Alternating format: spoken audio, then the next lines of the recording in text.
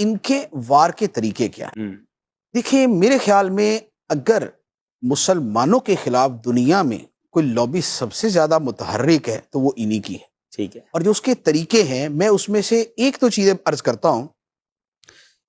ایک تو وہ طریقہ ہے کہ جو دنیا کے اندر مشنریز کے نام پر بہت سے غیر مسلموں نے کیا کہ بھئی کسی بھی جگہ پر میڈیکل کی فیسلٹی یا کھانے پینے کی سہولت، رفاہ عامہ کے کام، آپ یہ کریں، لوگوں کو کاروبار، لوگوں کو ویزے وغیرہ دیں، اور اس نام پہ وہ آپ کے قریب ہوں گے.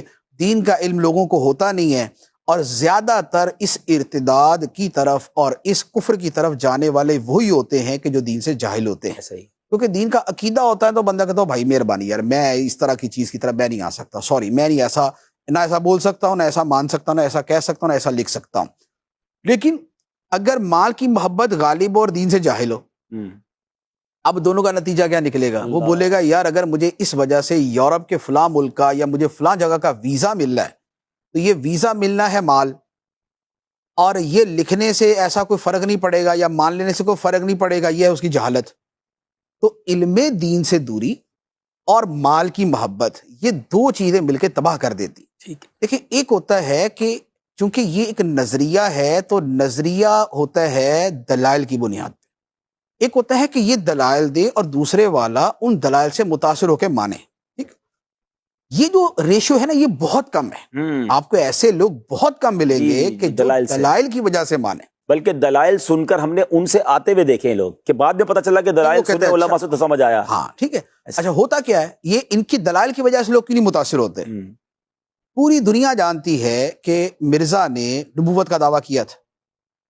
جب وہ بندہ ان سے جا کے ملتا ہے، یہ کہتے ہیں نہیں نبوت کا دعویٰ تھوڑی تھا، وہ تو مجدد تھے، وہ تو مسیح تھے، وہ تو فلاں تھے، وہ تو مسیح موعود تھے، وہ تو مہدی تھے، ہمارے ہوتے ہیں. وہ کہتا نہیں یہ نبی کی بات ہوئی تھی. نہیں ایسا نہیں کہا تھا انہوں نے، مرزا صاحب تو یہ کہتے تھے. اچھا اس کو پکا پتا ہوتا ہے کہ دعویٰ کیا ہے، یہ اس کو گھما رہے ہوتے ہیں. اچھا وہ ایسا جب تھوڑا سا کہتا ہے نا اچھا چلو یار تم کہہ ہی رہے تو پھر ایسا ہی ہوگا. اب جب وہ آتا ہے بیعت کے اوپر، بیعت کے اندر یہ ساری بیعت ہوتی ہے کہ مرزا کو میں مانتا ہوں اور جو اسے نہ مانے میں اسے کافر سمجھتا ہوں. استغفر اللہ استغفر. وہ کہتا ہے یہ کون سا مجدد ہے یار، یہ کون سا مہدی ہے کہ جس کا نہ ماننے والا کافر ہی ہو جائے، جس کی بیویوں کو ازواج مطہرات کہا جائے، جس کے ساتھ رہنے والے لوگوں کو جو ہے وہ صحابہ کرام کہا جائے، کیونکہ یہ ساری اصطلاحات استعمال کرتے ہیں. مرزا غلام احمد کے ساتھ اس کے زمانے کے جو لوگ تھے ان کو باقاعدہ یہ صحابہ کہتے ہیں. اس کی بیوی جو تھی یا دو بیویاں تھی شاید، ان کو یہ ازواج مطہرات کہتے ہیں، استغفر اللہ امہات المومنین کہتے ہیں. اچھا ادھر جو اس کو نہ مانے، اس کو تو خیر مرزا نے خود میرے خیال میں کوئی 1000 جگہ لکھا ہے کہ جو مجھے نہیں مانے گا وہ کافر ہے. کہتے ہیں یار مجدد کا یہ کہاں سے آ گیا کہ مجدد کو نہ ماننے والا کافر ہو. تو اب جب وہ بیعت کی باری آتی نا تو اب وہ جو بندہ کوئی دلائل سن کے قریب گیا بھی ہوتا کہ نہیں یہ تو نبی والی بات کر دی آپ نے. یہ بولتے ہیں نہیں یار وہ نبی نہیں، نبی نہیں تو نہ ماننے والا کافر کیسے؟ یار وہ اصل میں کچھ یوں ہے تو کچھ یہاں آ کے یہ سیٹسفائی نہیں کر پاتے. اس کا نتیجہ یہ ہوتا ہے کہ وہ بندہ جو دلائل کی وجہ سے گیا ہوتا ہے وہ آخری مرحلے پہ جا کے واپس آ جاتا ہے. جب اس کو پتا چلتا ہے کہ مجھے کہا کچھ اور گیا تھا نکلا کچھ اور ہے، مجھے تو پیسٹری کہا گیا تھا آگے سڑا ہوا بسکٹ نکل آیا، تو لہذا میں تو یہ قبول نہیں کروں گا. جاہل لوگ چلے جاتے یہ جاہل. اچھا لیکن جو لوگ جاتے ہیں مال کی محبت کی وجہ سے دنیا کی اور علم دین سے دوری اور جہالت کی وجہ سے، تو چونکہ ان کے لیے یہ چیزیں ہوتی نہیں ہیں، وہ تو ویسے ہی خاسرت دنیا والآخرہ، اور جسے کہا جاتا ہے کہ انہوں نے آخرت کے بدلے دنیا خرید لی، آخرت کو بیچ دیا دنیا کو خرید لیا. جو اس چکر میں جاتے ہیں ان کے سامنے جتنا مرضی کچھ کھل کے آ جائے وہ بولتے ٹھیک ہے یار دیکھی جائے گی، نو نقد نہ تیرا ادار، آخرت کس نے دیکھی ہے.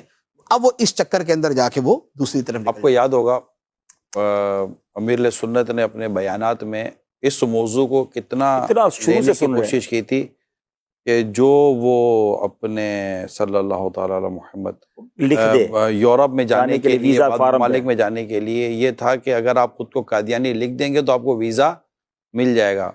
ان کو جو بھی اب ان کے ساتھ تھا تو وہ اس ویزا فارم میں اپنے آپ کو ریلیجیس میں شو کر دیتے تھے. شو کر دیتے تھے, اور جو شو کر دیتے تھے تو وہ بھی اسلام سے خارج ہو گیا, وہ مرتد ہو جاتا تھا. لیکن یہاں اچھا مسئلہ دوبارہ واضح ہو جائے کہ وہی والی شیطان کا کھیل اور علم سے دوری, کہ میرا دل تو مسلمان ہے, میں تو صرف فارم پہ لکھتا ہوں, تو یہ لکھنے والے کے بارے میں شریعت کا حکم کیا ہوگا؟ دیکھیے جو دین کا معاملہ ہے اور ایمان کا معاملہ ہے وہ اس قدر سینسیٹیو ہے کہ اس میں جو بندہ زبان سے بھی بول دے گا نا وہ 100% وہ خارج ہو گیا. اللہ, اس میں یہ نہیں ہے کہ دل میں نہیں تھا اور صرف زبان سے بولا. زبان سے کلمہ کفر بولنے کی جو اجازت ہے وہ قرآن مجید نے واضح طور پہ صرف ایک صورت میں دی ہے. فرمایا الا من اکرہ, کہ جو مجبور کیا گیا, اکرا کیا گیا کہ جان سے مار دیں کہ بولو کلمہ کفر. الا من اکرہ وقلبہ مطمئن بالایمان, تو دل ایمان پر مطمئن ہو اور زبان سے جو بولا وہ اکراہ کی وجہ سے. اکراہ کا مطلب ہے کہ جان سے مار دینے کی سچی دھمکی, صحیح دھمکی, کہ واقعی نہیں عمل کرے گا تو وہ مار دے گا وہ. تو قرآن نے صرف ایک صورت کی اجازت دی. اس کے علاوہ جو صورت بھی ہوگی کہ جس میں وہ زبان سے یا تحریر سے اگر وہ اپنے آپ کو کافر کہے گا وہ کافر ہو جائے گا. اللہ کی پناہ, اللہ کی پناہ. اللہ ہمارے حال پر رحم فرما, اللہ ہمارا ایمان سلامت رکھے.